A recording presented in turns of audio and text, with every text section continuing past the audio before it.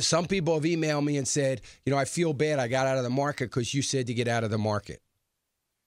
Let me just reiterate something, and I know that tens of thousands of you can back me up on this.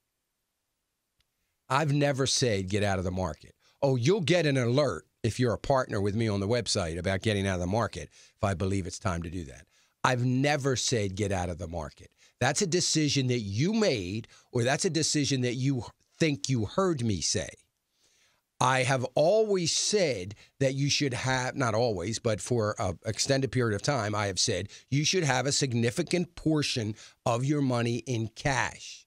And I've usually qualified that significant portion to be somewhere between 40 to 60%.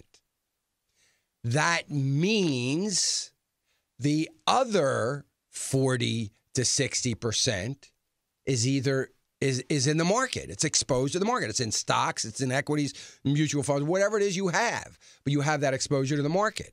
So if you got totally out 3 years ago and you're annoyed, you should have paid attention and stayed in with 40 to 60%, and you would have had half your portfolio going up in value. Now, would it have gone up as much if all of it were invested? No, that wasn't my point. My point was to protect against the downside and protect a significant portion of your assets from the downside risk.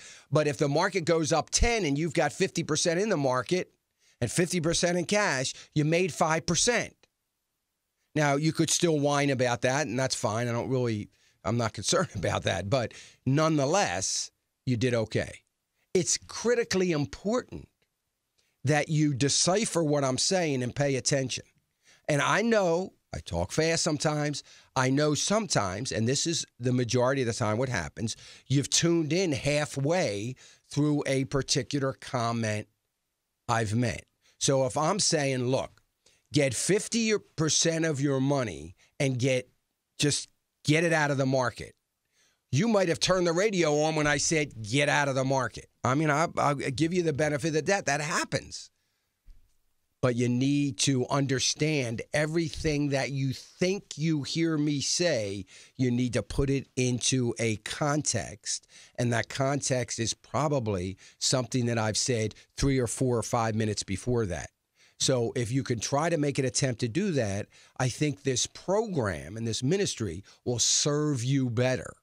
So I would ask you to do that. That might mean a little work. You have to go to my podcast. You have to re-listen to the program. Or something like that. But it would be worth you doing that, I believe, to get the full effect and the most help you can get through the ministry. So I hope you'll do that.